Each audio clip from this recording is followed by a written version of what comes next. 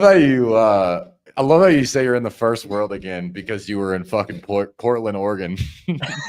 Or wherever. Where were you? I was Is in it Seattle. Portland? I was in Oh, Seattle. dude, that's even worse, bro. Dude, it's probably like, I'd say it's equivalent in some spots. Dude, I when think we it's went there, God, I went there to go climb Rainier. No, it wasn't Rainier, it was a different time, but it was like in the 1st of September. And dude, I was like struggling to find someone who wasn't trans, to be oh honest. my God. Yeah, I was like, dude, I don't belong here.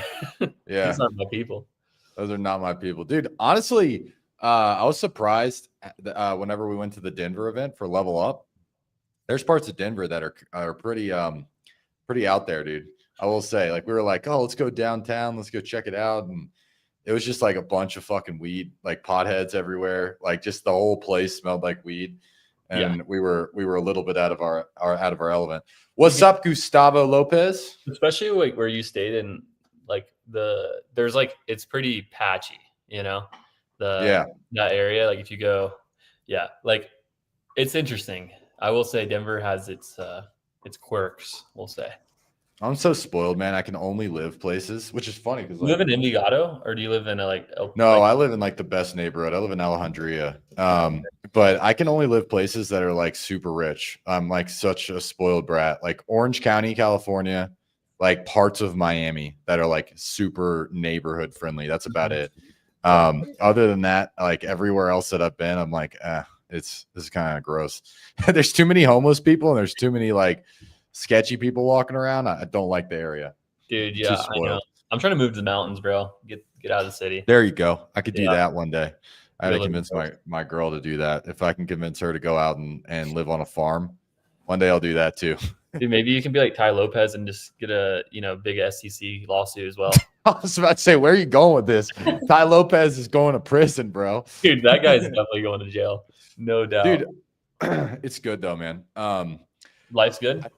Yeah, I was saying it's good that I think that there needs to be more regulation around coaches, consultants. Because let me ask you this: why do you coach? Because I want to help people make more money.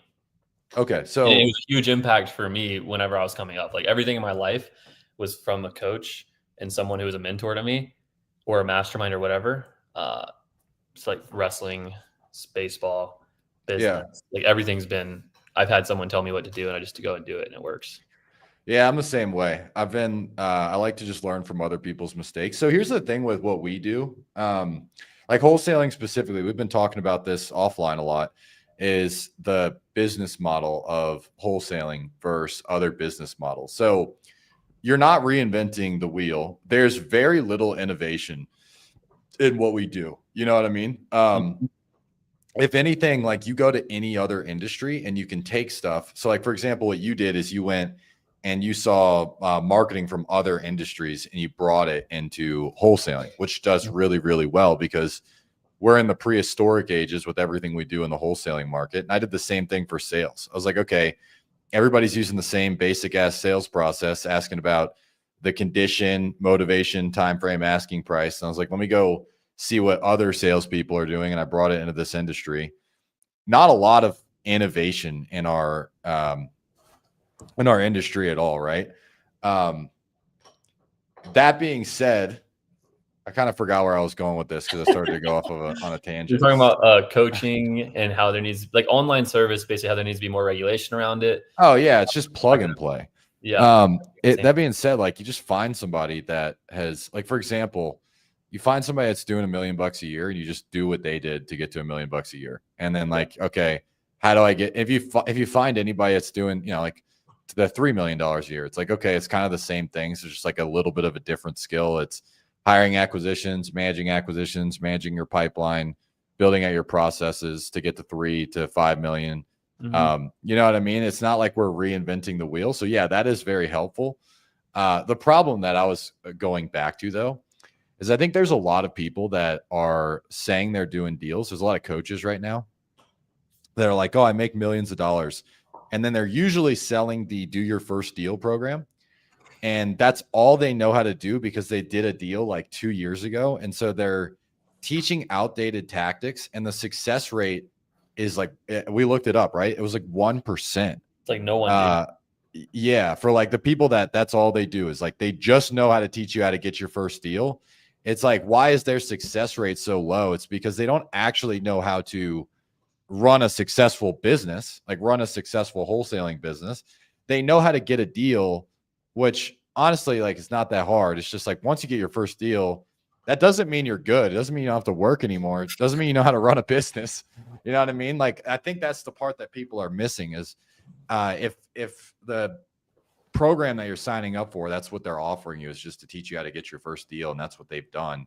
And the rest of their program is just them JVing with their clients to basically dispo their deals because they have investor base or investor lift. It's like that's not someone running an actual business. And so I got into this, like, I'm not one of those hey, I do it for the impact of helping people. I do like helping people, but for me it's super selfish. One, it's a talent acquisitions funnel. So I hire people. Like, I'll give you a perfect example. I just had this dude who joined my program, and he's a rep for another company, and he's already like, dude, when can I join your team? I'm like, bro, I'll be hiring, December, January. So I'll have a fully trained acquisitions manager. And then two, I get direct access to like Jeremy Miner and all those guys. So I get the highest level sales training as well. That's why I got into coaching. I'm not like one of those like, oh, you're not either. Like you obviously, there's like the part of it that you do like. I think you're more about like the fulfillment side. For me, I'm like, nah, I like making fucking money. You know what I mean? And this helps my wholesaling business make more money because I get better talent, which at some point in your business, that's the thing that matters, Yeah, 100%. Yeah, I also like love, like, for me, like my longer term vision is, and like kind of like what my, like why I got into it more so is like I want to go down and build the machine that builds businesses without me, so I can go and like own a portfolio of companies that I have a stake in, that basically I just do service for them, like marketing, consulting, process, leadership, all those, hiring, those kind of things. And so like that's like the bigger vision for me. And like, yeah, obviously, the cash flow is good. You make money, every month. It's solid. It's you get access to deals, right? So like my clients send me deals. I do occasionally some deals with my clients. I have access to other people's company. There's like a lot of pros to having a network and authority. Yeah. I mean, there's tons of pros. Having a brand, dude, you have a ton of people that reach out to you. Like, for example, everyone that's on my team right now has come from my network, either me speaking at an event, me speaking basically somewhere, Instagram, people following me, people know what I'm doing. And once you get your business off the ground, you start hiring people, then it does become it's like your talent acquisitions. How do you get good people into your organization? And you either sift through a shitload of resumes, which sucks, or like for you, you just post something. Like if you posted right now, hey, I'm looking for an acquisitions manager, you're going to get people that would join. People. Like, oh, dude, my business kind of sucks. I just want to work for someone and close instead of, doing it myself. Or, I've been trying to get into the game for a while. I'm going to grind, Yeah, Hyro asked a good question. I'll answer, and I'll let Chandler answer. In your opinion, how far can you take a solo entrepreneur? How far can you take your business revenue wise? I want to know if I peaked in my first year. If I peak in my first year, definitely didn't peak in your first year. There's no way. Yeah, that's not possible. Yeah. It's like saying you peak in high school, bro. I would say about 1 million. Some people do.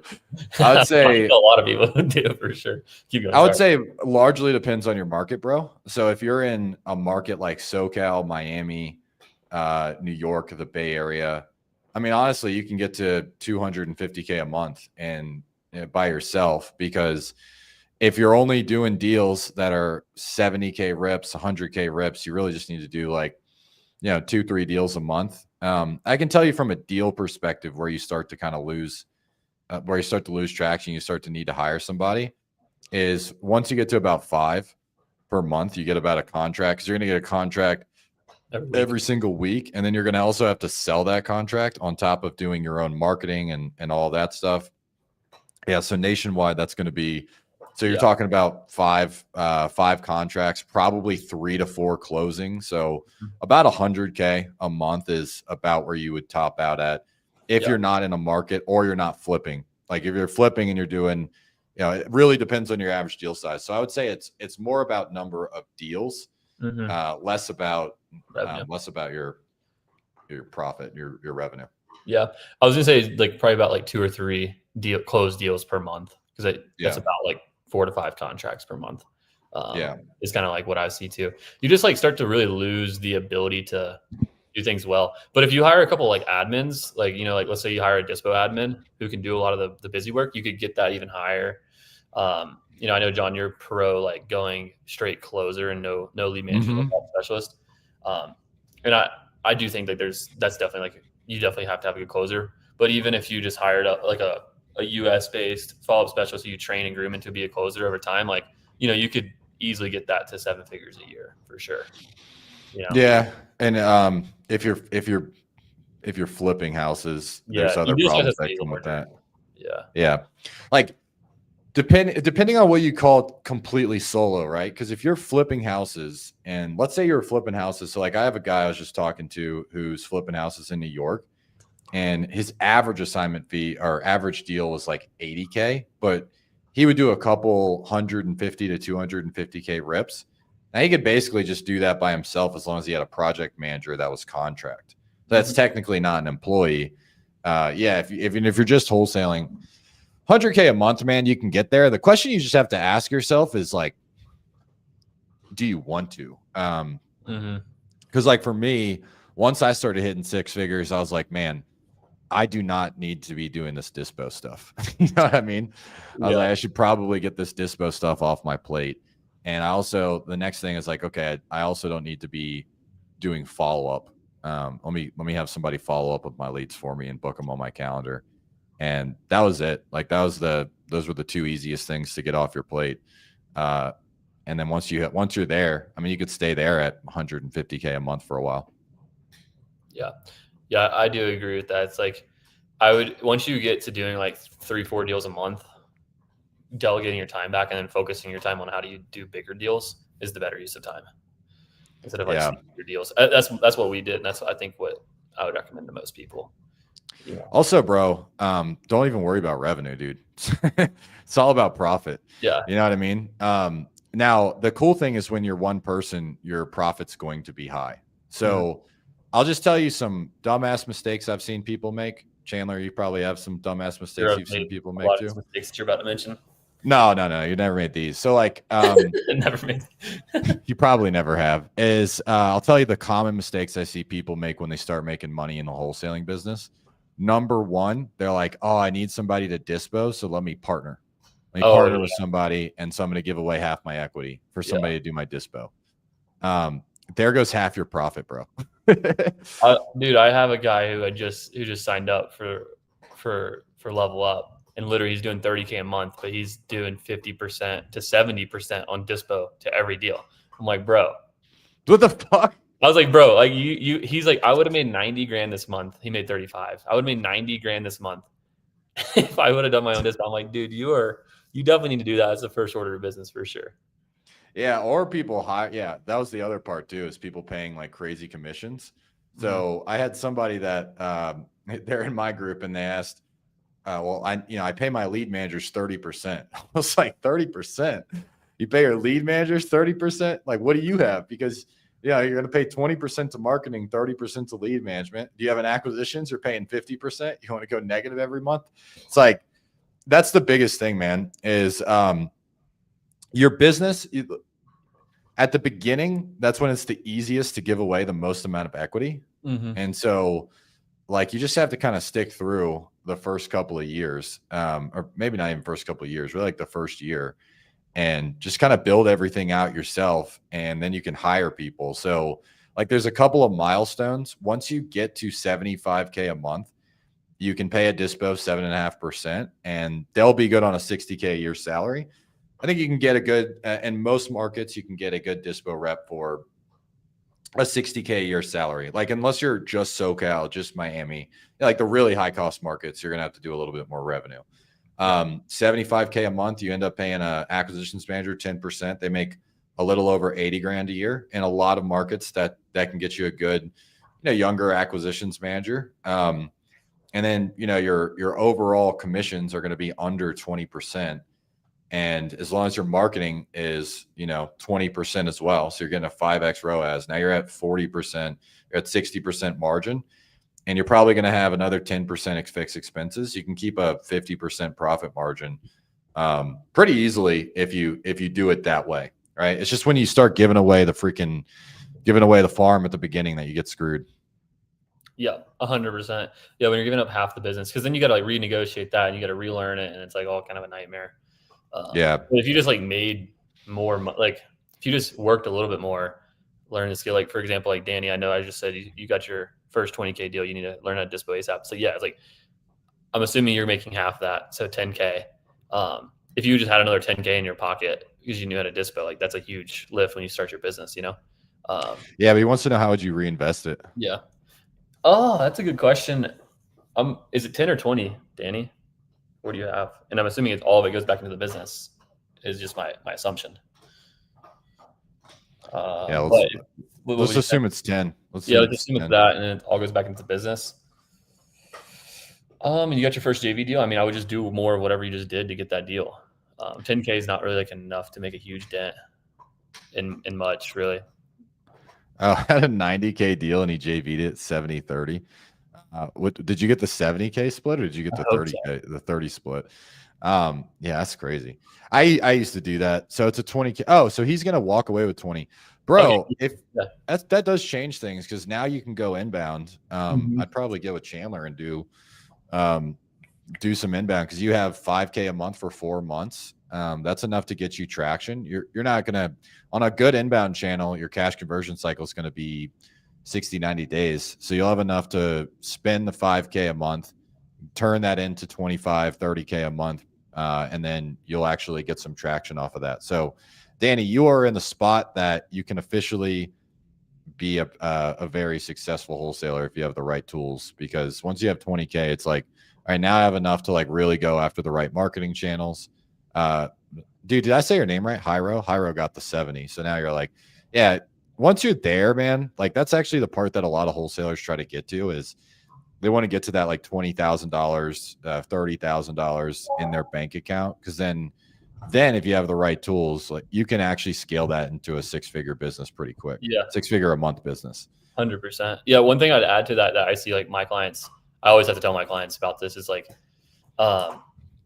whenever they start like inbound or whatever, they think that, they can just stop everything else because now they have inbound leads coming, which I'm like, dude, no, this is an investment in the future that it should pay off if you put all the work in, but you got to make sure you're doing all the things that make you money so you can keep investing in the thing that's going to make you more money in the future. So obviously, you went and implemented quick. So I'm not really doubting that that's going to be what you do, but just as a common thing I see people do all the time. Yeah. Mo better than new. Do more of what you're already doing and make it better, and then do new. Exactly. Yeah, the more better new strategy, I'm a huge fan of that. Is just keep doing more of what you're already doing if it's working. So PPL, text me, I'll help you out.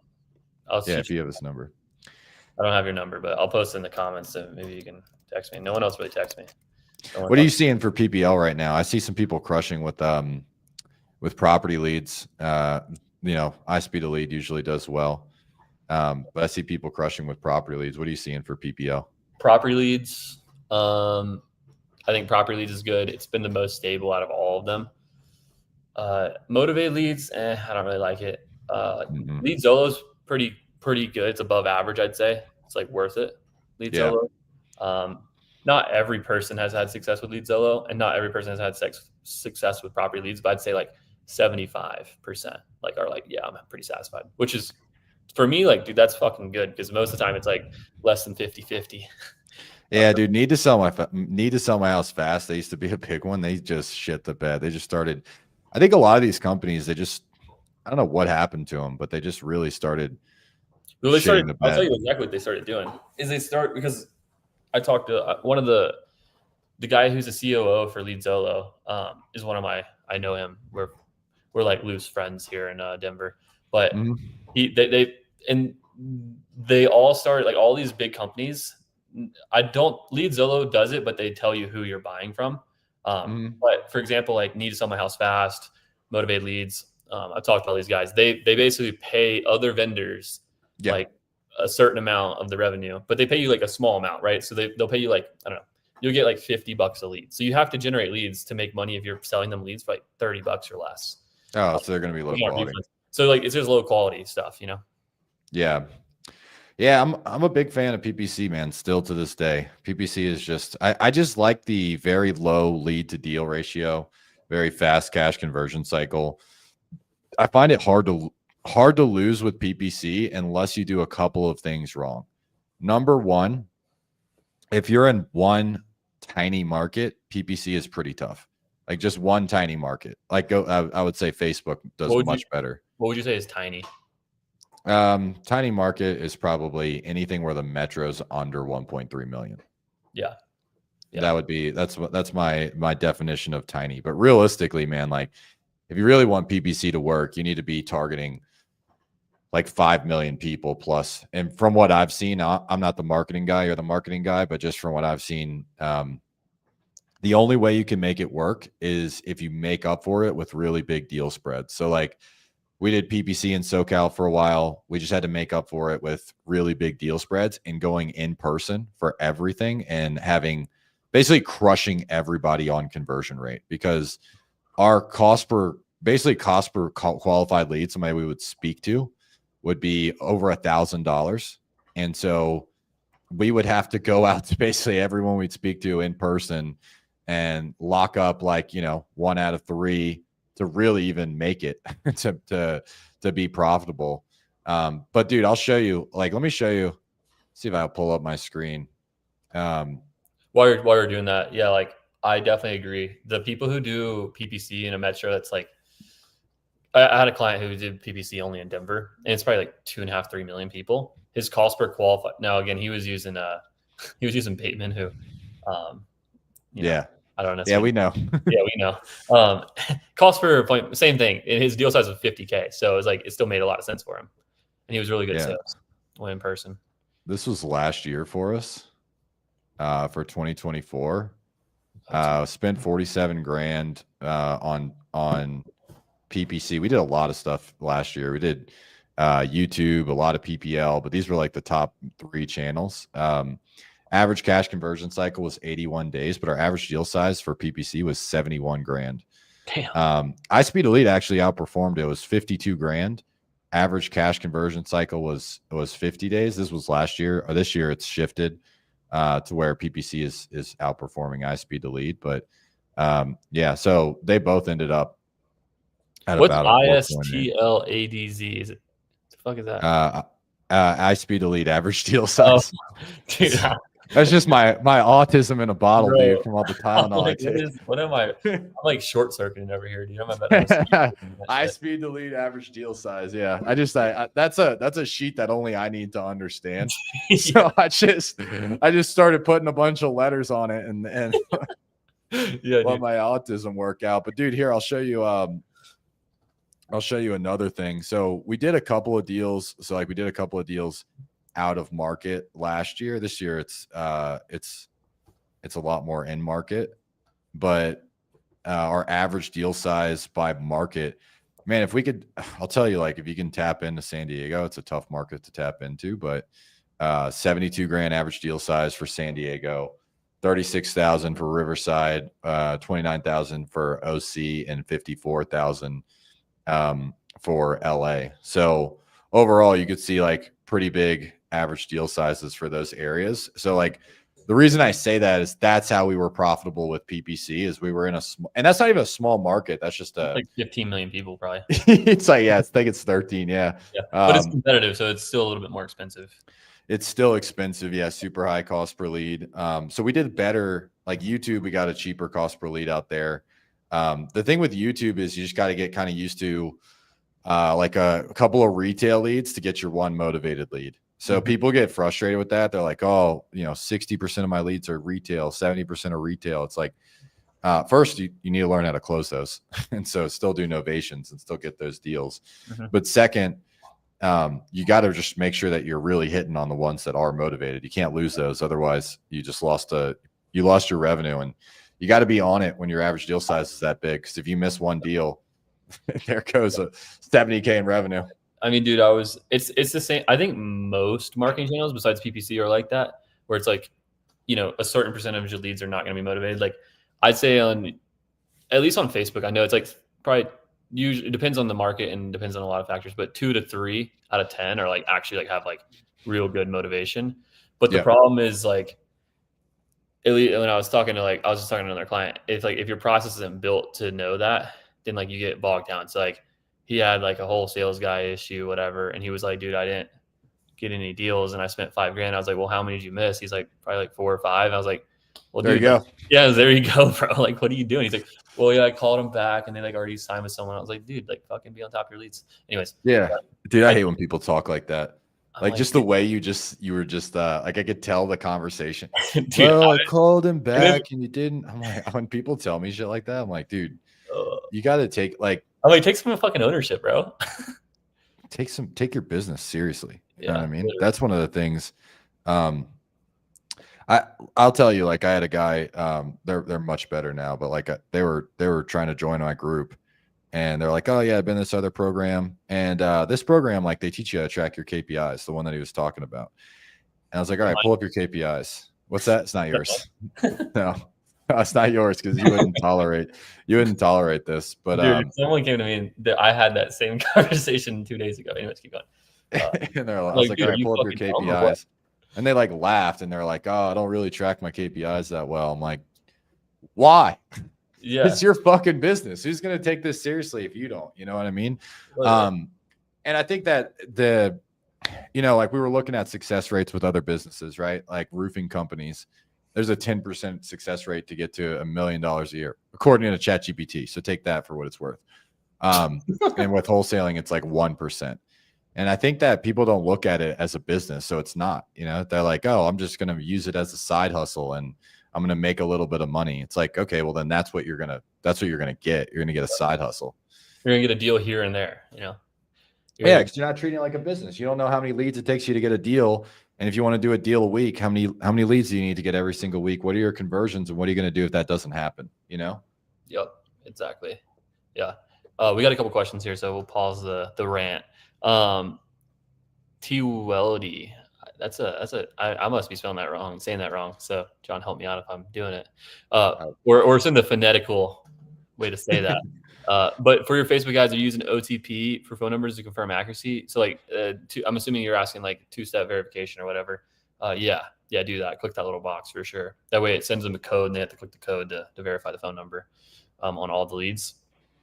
And then I'm assuming it's Gyro or Hyro. Statewide versus countywide on Google PPC. I mean, dude, John was just talking about it. It's like you gotta have a population. Like I would say if you have a population less than 3 million, don't even waste your time. But definitely like above 5 million is gonna be way better results. Yeah. Do PPL if you're gonna just do that. Like if you're gonna or do like YouTube or Facebook, Yeah, and then also if you are targeting multiple areas, broaden your campaign up to target all of those areas. Lane said that this is not the only way to do it, and he's always better than he's way better than I am at marketing. Like I would take his word, but every time I've seen someone do it, their cost per lead is so high when they go and they're in 5 different markets and they run a campaign for each market, a separate campaign for each market. We used to do that. And our cost per lead was just super high. But then when we started broadening it up, so we target like all of SoCal under one campaign, that's where we ended up getting a lower cost per lead. And now that we're in other markets, our cost per lead, I'll tell you right now for PPC, it's like under, it's bumping up a little bit because we're tightening up our markets, but it's like $100. Is that qualified or just like a submission? No, it's a lead. A qualified lead right now is like 150. Yeah, qualified lead's like 200. That's still really good. Yeah, for a PPC lead, bro. That's like your appointment cost is like $400 probably. Yeah. Well, we make offers on everything. Okay. So like $314. Yeah, we'll make offers on everything. $314 cost per offer. That's super solid. Yeah. Yeah. Yeah, I'd say that like with any kind of digital market, like if you're going to go after a really small area, Like, dude, you got to do something that's like very scalable in very small areas. So like direct mail, cold calling. Cold calling is the least scalable, but like think about the most scalable is like door knocking because you're going to talk to the most people. So the way I look at scalability of a marketing channel is like, what's the response rate I'm going to actually get from that, like from each individual action I take. So like for each impression on Facebook, you're going to get like a good response rate would be like a 1.5 click through rate on like out of 1,000 people who see it. Wait, is that it? No, 100 people who see it, like 1.5 would click. So it's like, oh, that's if you have a population of 100,000, that's not that many clicks. And then out of the clicks, only like, 20% of those are actually going to become a lead. So it take out of 1,000 people who see it, it's like, get like a couple leads, right? 2 leads. Whereas like if you knock 1,000 doors, you're going to get like 50 leads, Yeah. Yeah, that's true. We talked about this a while ago. So if you guys just study the biggest companies in the country, and look at what they're doing, you've got, like Mark Spain, you've got Sellers Advantage, you've got iBuySD, and look at like, for example, iBuySD, super niche down, right? Like San Diego is their real main market, but they do everything. They flip houses, at least they were. They're flipping, wholesaling, Airbnbs, multifamily, everything in that one market, right? I think I'm almost sure Sellers Advantage just wholesales. Like maybe they do, maybe they flip too, but they're like very, very streamlined. But they're in a couple of markets. They're in LA, Orange County. I think they're also in like Las Vegas now and Phoenix. I know they're in Phoenix, but I don't know if they're still in Las Vegas. But like Mark Spain is the entire Southeast. Yeah, dude, I heard a rumor that he had like 2,000 billboards across like Atlanta at one point. Yeah, I think he sold. He did. I think private equity. I think. Yeah, so you can do it. You have to be the top guy, but you can do it. Yeah, he was built as like a brokerage, technically. Yeah, I think what their model is they would send somebody out, and then if it wasn't a deal, they would send a listing out, and so they would do a little bit of both, which is another good option for you. I hired a guy who as like our like preferred like listing agent or whatever. It wasn't like hired, as like contractual work, whatever. But he was with them, and their process was they go out on an appointment, they bring a sheet with 3 offers on it. They basically have a cash offer, they have the highest price, which is like a long listing, essentially, like whatever, and they have like the they called it something special, but it's like quick off, like the maximization, like the special offer, like the middle one, but it's like listed 98% of value, sell in like 10 days or whatever, and like basically whatever but that was like what their model was. My old business partner, when I used to have a partner, he was a broker. He's a really good broker, bro. Like if when we were wholesaling and flipping, if there was ever a deal that wasn't a wholesale deal and it was a listing, like he had the highest close rate on getting listings I've ever seen. And that was the exact strategy. Dude, it was like 80-90% on like cold, on like SMS leads. What do you think? That's wild. What do you think you could close a listing at if you had to? If you listed all your leads. I don't know. I've never tried. I don't know, because I would never be the type, like I'm never going to go sit in someone's living room and I don't know. Like I'm just not a listing agent personality. I don't know if it's that. It's just like my personality. I'm not really like a listing agent type. Like this guy's like friends with that. He's like super like friendly, friends with everybody, makes friends quick. Kind of. I'm like a salesperson. And I don't know if I'd put up with all the back end stuff. That's why I have Austin that helps me with a lot of that. But I don't know. I would just be making a number out of my ass if I told you I know what I could close. You just say 100%, bro. You can just say it. It's all good. I think 150% of all. Because every deal would just refer you another deal, pretty much. Yeah, but I'll tell you, his strategy was the same. It was like, hey, one thing is we create the market. And so we list it below, we get a bunch of interest. Another one is we do the middle. So we list it right at market. That's going to take this long to sell. And then the last thing is we list it high and we let people negotiate us down. He's like, I recommend this. What do you think? And he basically is like an option close. But dude, it crushed. He did really well with that. So it's like the Hormozy, just give them like a really high priced, just put a high priced product on there that nobody will buy, but it gets people to buy the cheaper thing. Yeah. You know what I mean? It's like you can do this and then we take 6 months to sell. And then, you actually probably end up selling for less than you really thought. Mm-hmm. Sometimes it works, but probably like 5% or less. Yeah. So people are asking about the holidays coming up, which is a good topic to talk about. I think I brought this up in September, we did this. We did one of these a couple weeks ago, and I told you like September, you really have to throw a shitload of revenue on the board. I think I just checked my P&L because we did throw up a shitload of contracts on the board, and we'll break $100,000 profit this month from profit, not revenue. And because we know that we're going to go, it's going to slow down in November and December. So I try to like all that inside of September. You have to continue to do that in October, but depending on what type of ads, like Facebook does, your CPL goes up in October, October, November, December, right? Yeah, my experience with anything digital, where anything period, not just digital, is because more people are marketing and just everything costs more to get a lead. Like our lead costs would go at 50% minimum. Yeah. PPC for us, like it's never been bad. The amount of closings sometimes slows down because of just the short time period you have in December. You kind of have to close out everything in the first 2 weeks of December, because after that, it's like there's like very little days to actually close. Yeah. So no like, one's really working after either. Dude, I hate every year. I always have like 2 or 3 deals that are closing between like December 24th and January 1st. It's like And it's so miserable because we're like, it's like everybody's kind of checked out, you know what I mean, for like a little bit, and then but you're having to like deal with like title issues, and the title company's leaving the office at like 2:00 in the afternoon. Yeah. You know what I mean? Everybody's like completely checked out. You're just trying to get your deal closed. Well, it's like the thing that's crazy is like from Thanksgiving, like everyone kind of checks out for Thanksgiving week, I'd say in general on average. Yeah. And then you got like 3 weeks to get like re-ramped up to Christmas. But then really like, no one really works that hard during that time period. So it's like everything just moves slower. No one really wants to move during the holidays. Like, and if you're in a market, like, it's cold, buyers don't really want to go and like walk properties. Like it's just like a lot less happens in general. But your cost per contract is always lower. I do know that one year, this is not the case for everyone every year, but we looked at like our marketing dollars spent like month over month, and like how many contracts we got from that.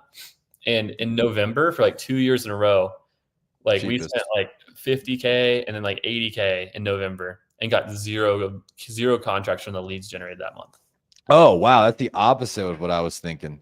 We usually get, so that's strange, because for us, it's the opposite. We, October historically, like basically like Q3 historically has been the worst for us, but Q4 we get like really low cost per contract, because I think people are that's when people are, if they are selling, they're serious about selling, but they all want to close in January and February. You know what I mean? Like when you get a deal in late November or early December, usually they're trying to close in January or February, unless they have just a ton of distress, right? You have a really motivated seller. But I mean, the biggest thing is don't quit during those. Like, so we don't quit at all. We just take off. We take off Thanksgiving. We're back on Black Friday. We take off a half day and Christmas Eve and Christmas Day, and then we're back. We're still hitting KPIs. Like, we're working. We hit KPIs. I don't relax. I mean, we still go through all of that, but you just have to understand that everybody else is going to be super relaxed, and you're going to get frustrated because you're dealing with novations. Your buyer's agents aren't going to be answering the phone. Your title companies are going to be checking out, all that stuff. I remember 2 years ago on Christmas Eve talking to this seller, literally on Christmas Eve. I was like at my parents' house, and I had to like go back into one of the other rooms and like talk to this seller, because the title company I just don't think they were working, but they were supposed to. It was supposed to be a business day. It's supposed to be a half day. And we're supposed to close on that day, and they just didn't show up. And so we just had to close like after Christmas, which was a big deal for the seller. You know what I mean? Yeah. Yeah. Usually that's like a major deal. Yeah. It's like, fuck, I'm trying to get to my new house by Christmas, you know? Yeah. He's like, I kind of don't have any money. Yeah, exactly. Yeah, but keep pushing through it. I mean, marketing definitely works.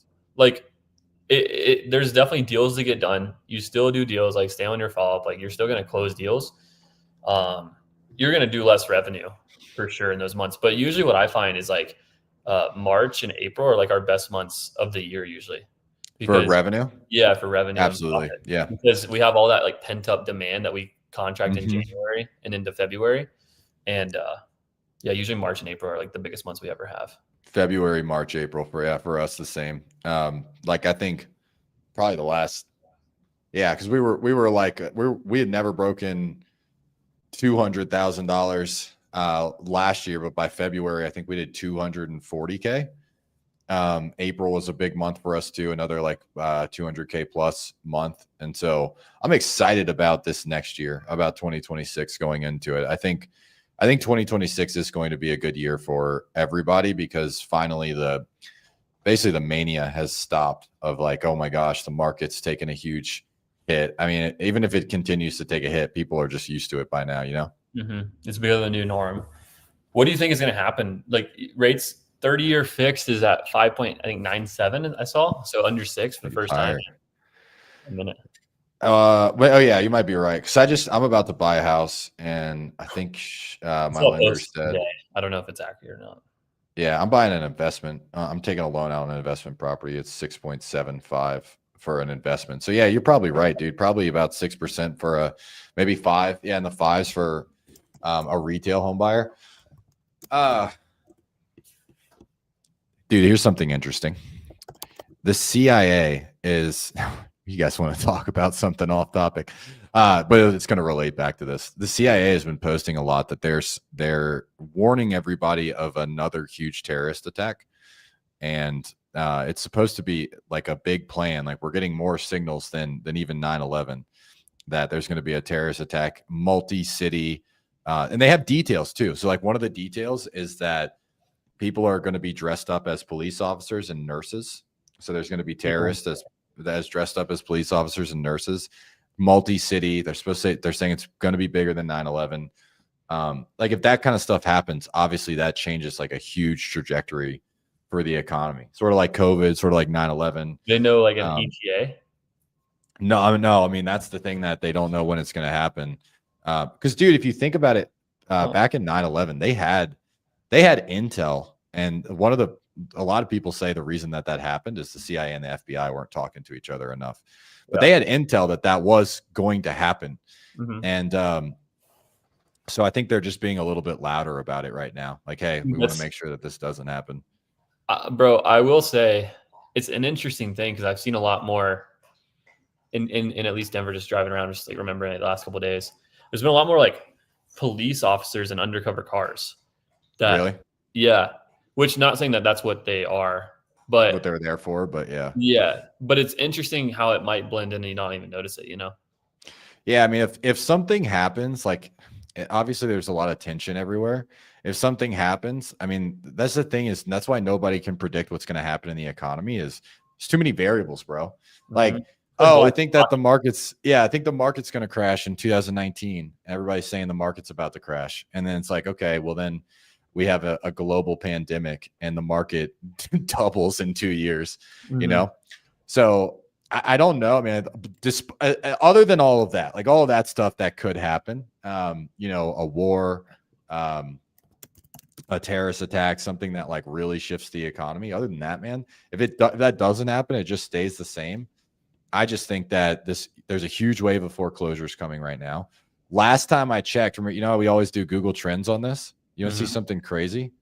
So, bro, look at I've been looking at, but keep going. Yeah, this is crazy. So if you look up help with my mortgage, rocketing. Dude, remember last time we saw this? It was the same as 2008. Is it higher? Look at this. It's higher. It's fucking been going up for the last that's also April data. Like, wait, click on the yeah, see, like, because it's like so far back, but it reports. No, this is October. Oh, it's October. Okay, so never mind. Yeah, it's peaking right now at September of 2025, higher than the end of September, because it updates every month. So we'll see what it does in October, but literally higher than 2008. So pretty crazy. Yeah, I mean, I think that there is a lot of distress in the market. We are talking to so many people that are underwater and in foreclosure. That's a huge thing that a huge thing we're running into right now. So like we had to literally put a box in our CRM for the houses underwater just to like feed that back into Google and let my marketing guy know, because we were getting so many houses that are underwater. And that was something that you really didn't hear about in 2022, 2021. It wasn't like people were completely underwater. You know, everybody had equity. 2 months after they bought the house, they had equity, you know?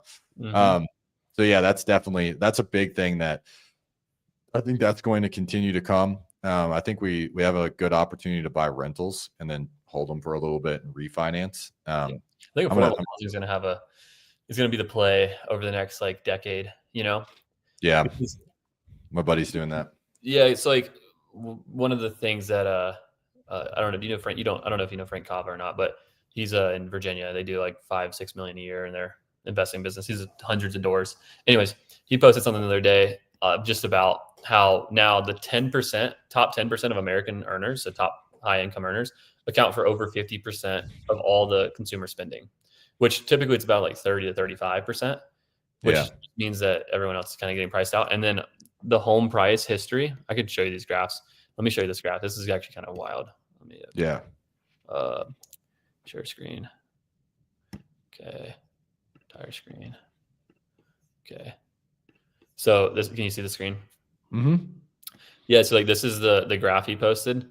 This is the home and affordability like price index basically relative like inflation adjusted, whatever. But this is the housing prices. So in 2006, this is the bubble.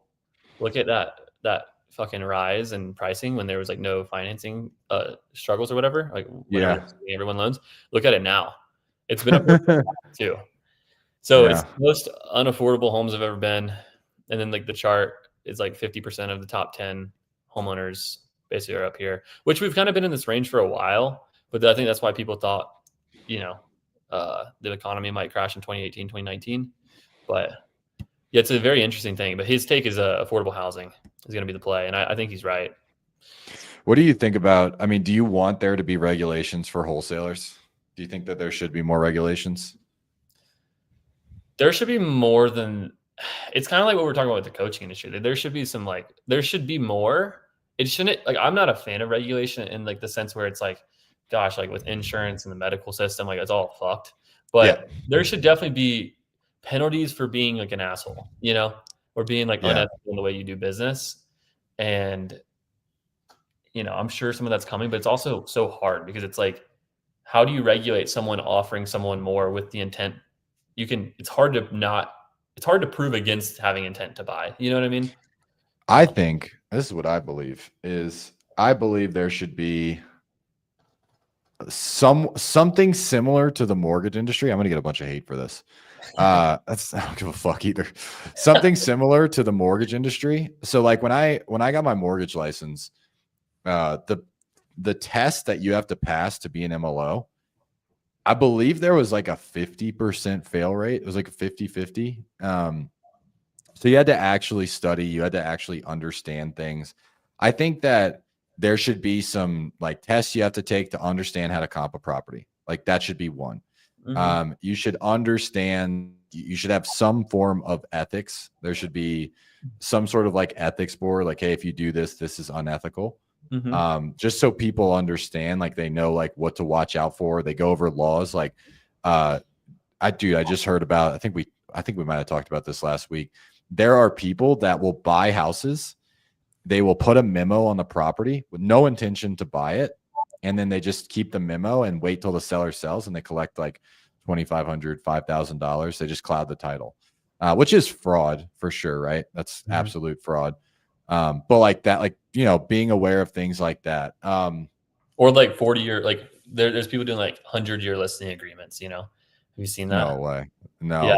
There was this whole thing in like California that was happening for a while. I think it probably got, you know, resolved, but Unison, I think, got their PP slapped because they were they were basically giving people like 20 grand in exchange for some equity in their home, but they would get like 30% of the equity in the home for like 20 grand. And I had like at least 2 sellers reach out in the last couple of years, like, oh yeah, I can't sell because Unison has to approve the sale of my house.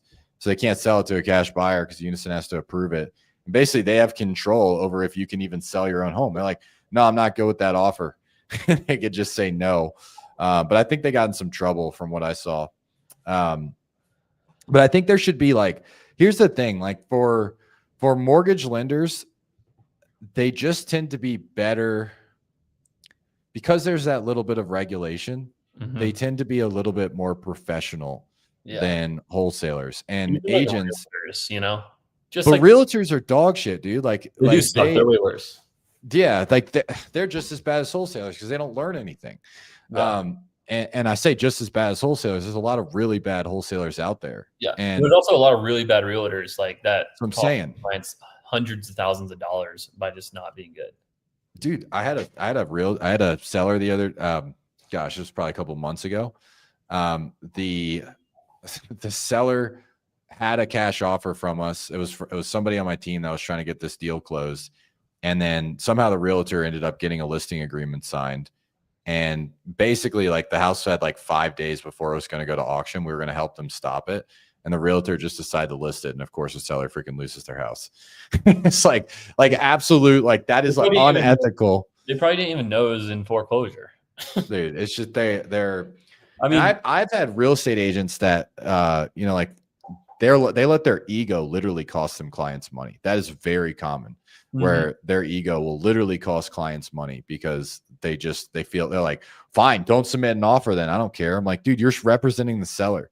And so I think there should be, and the board of realtors is completely like, they don't actually do anything. So I think there should be something like that for wholesalers, where it's like a test you have to pass, show that you understand how to comp properties, like have some level of intent, some level of professionalism that you need. And look who decided to show up. What up? Look at this guy showing up an hour late.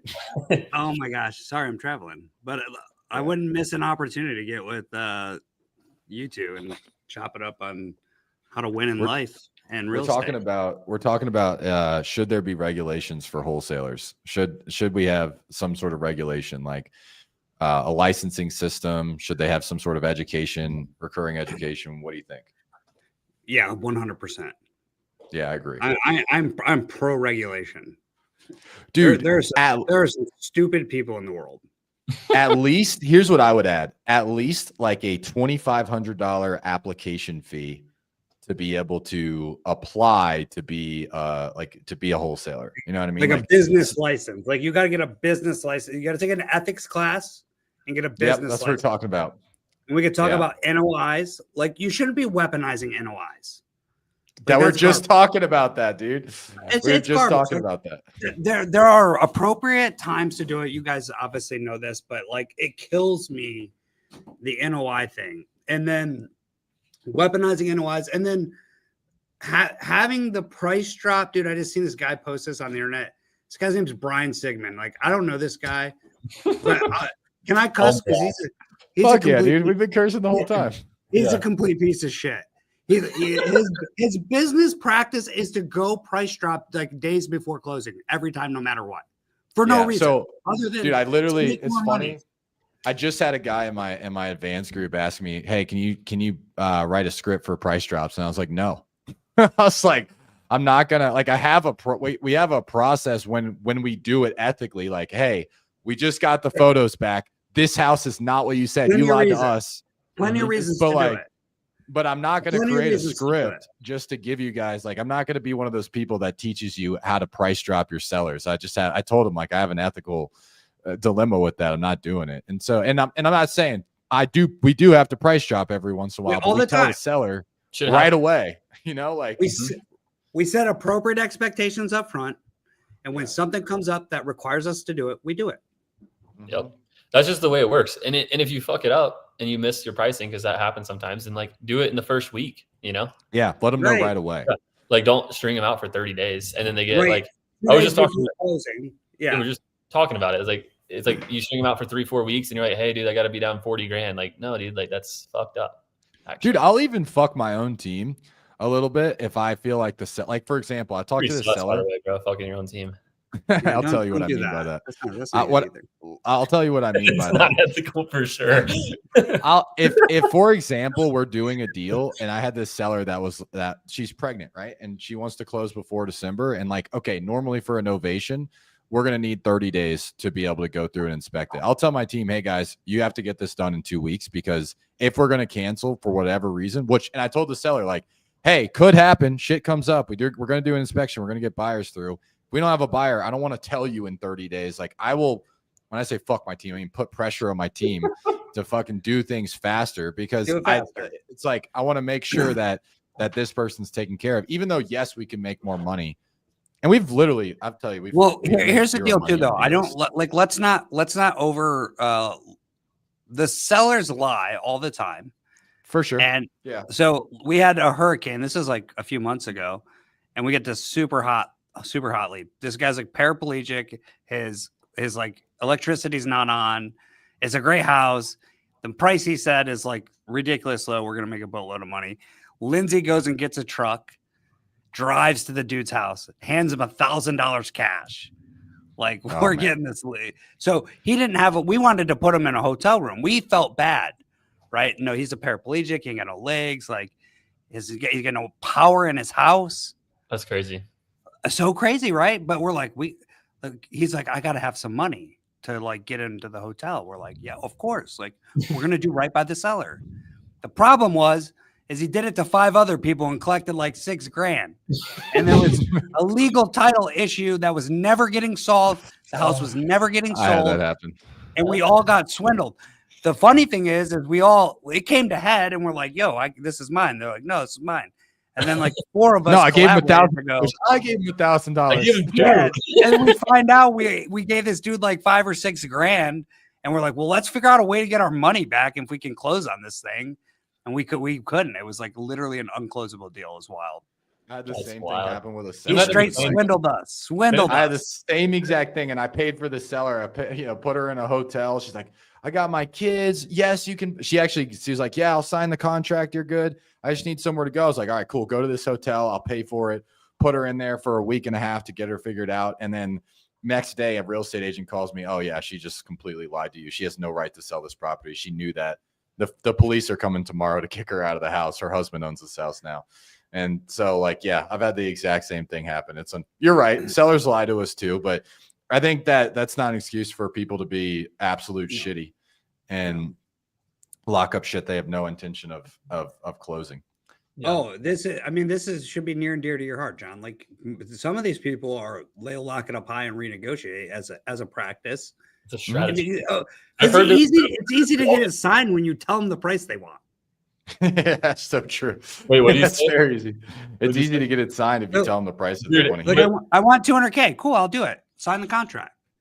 0 sales skill, and then they try to go price drop. I'm like, dude, go work on your sales skills. Like, go get coaching and become better at talking to sellers. Yeah, don't be unethical piece of crap. I had a client, literally 2 clients, same lead. One of my clients was like, hey, I got it at 405. What do you think I can sell it at? Or what do you think I need to be at? I was like, dude, you got to be at 350, maybe 360 if you're going to buy it. I need to close in 3 weeks. He's like, damn, like, he won't go any lower. Another client texts me, hey, dude, I got this at 360. What do you think? It's a good deal. Same fucking deal. I was like, dude, buy it. It's a good deal. And then that was it. I was like, what'd you do different? He's like, I don't know.